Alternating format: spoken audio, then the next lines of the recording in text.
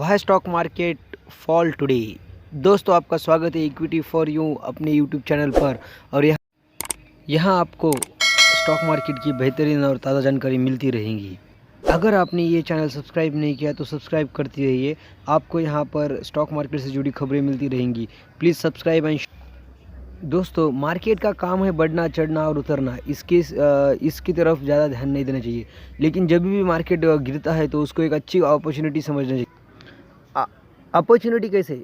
यानी देखिए, अगर आप मार्केट गए हो और सेब के ठेले पर सेब आज 100 रुपये किलो मिल रहा है तो आप कितना खरीदेंगे? 100 रुपये के 1 किलो। अगर सोचिए दूसरे दिन अगर सेब 50 रुपये किलो से मिल जाए तो आप कितना खरीदेंगे?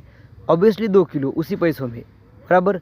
तो मुझे ये कहना है कि मार्केट अपॉर्चुनिटी देते रहता है उस सेब के जैसा, कभी 100, 50, 70, 80, 100 एक ही शेयर। ओके, समझ गए?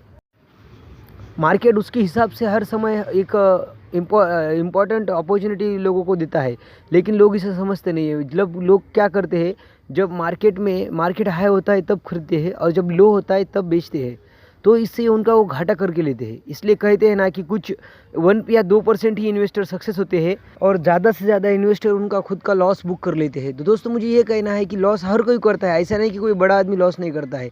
आपके लिए बहुत सारे एग्जाम्पल है कि बड़े बड़े आदमी को उनको लॉस हुआ है, लेकिन वो लॉस होते हुए भी वो संभल जाते हैं, टिक के रहते हैं और एक दिन महानतम से भी महानतम ट्रेडर या इन्वेस्टर का 10 में से खाली सिर्फ 3 या 4 ही डील सक्सेस होती है। इसलिए ऐसा मत कहिए कि लॉस नहीं होता है। मैं खुद आपको बताता हूँ कि स्टॉक मार्केट में सबसे बड़ा लॉस होता है।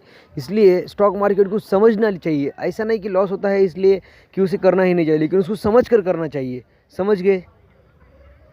तो कुछ दूसरी बातें करने से पहले मैं अपनी वीडियो के हेडिंग पे आऊँगा कि आज मार्केट क्यों गिरा। तो दोस्तों, मुझे बताइए कि मार्केट क्यों गिर सकता है। तो मैं आपको बताऊंगा कि मार्केट इसलिए गिरा है कि दोस्तों, क्योंकि सबसे बड़ा रीज़न है महंगाई। इस बार महंगाई का मार बहुत ही ज़ोर से पड़ी है इन्वेस्टर के ऊपर। आप देख सकते हैं कि दोस्तों, खाने के तेल के भाव हो, पेट्रोल हो, डीजल हो, गैस प्राइसेस हो, ये बहुत ही आसमान छूने जा रहे हैं, जिसकी वजह से लोगों की सेविंग कमज़ोर होती जा रही है। और सेविंग कमज़ोर होंगी तो आप समझ सकते हैं कि अगर जो हाउस होल्ड पहले 10 रुपये बचाता था, अब वो 10 रुपये उसको पेट्रोल के लिए खर्च करने पड़ रहे हैं। तो इसी के साथ सेविंग कम होंगी, और सेविंग कम होंगी तो इन्वेस्टमेंट कहाँ से आएंगी?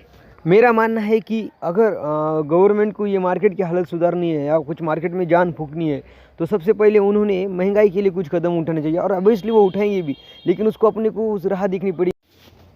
मार्केट में एक डरावनी सी संभावना आ चुकी है, क्योंकि महंगाई आंकड़े बढ़ चुके हैं, जिसकी वजह से इन्वेस्टर का जो बाहर के इन्वेस्टर है उनके एक माइंडसेट में ऐसा डर या खौफ बैठ रहा है कि इंडिया में या हो किसी भी कंट्री में अब जो ब्याज दरें हैं, मतलब जो रेट कट है, वो रेट कट ना होकर रेट हाइक हो जाएगा, और जिसकी वजह से फिर से इन्फ्लेमेशन बढ़ सकता है और ग्रोथ कम हो सकती है। और जिससे ऊपर से हम वही कह सकते हैं जो रूल्स है, सेविंग कम, इन्वेस्टिंग कम और मार्केट डाउन।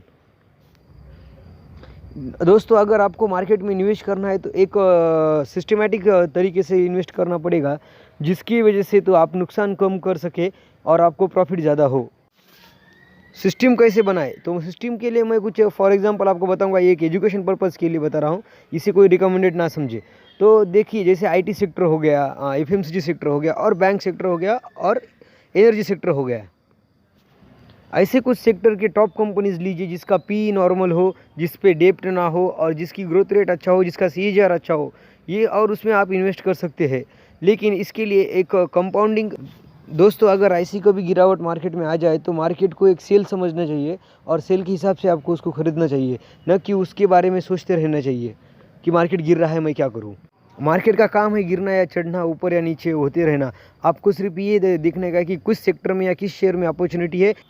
लेकिन ये सब समझने के लिए आपको सबसे बड़ी चीज़ होनी चाहिए आपके पास समय, और आपके पास होनी चाहिए पेशेंस, कि आपकी इन्वेस्टमेंट नहीं डूबेगी, आपको विश्वास है आपको बचाएगी, और आपको उसी से हिसाब से करना पड़ेगा, क्योंकि आपको कितने की ज़रूरत है और कितना खर्च पाएंगे और कितना आप इन्वेस्ट कर पाओगे, ये आप खुद जानते हो। इसलिए मेरा मानना है कि खुद इन्वेस्टमेंट करें और खुद सर्च करें, खुद रिसर्च करें।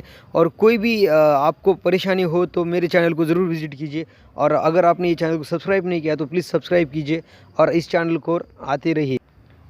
दोस्तों अगर आपको किसी भी कंपनी का फंडामेंटल एनालिसिस चाहिए या किसी भी कंपनी की जानकारी चाहिए तो प्लीज़ कमेंट बॉक्स में आप कंपनी का नाम डालकर एंटर कर सकते हैं, जिससे मुझे पता चलेगा कि आपको किस तरह की जानकारी चाहिए। अगर आपको कोई सवाल हो तो आप वो कमेंट में कर सकते हैं, मैं उस पर ज़रूर वीडियो बनाने का ट्राई करूँगा।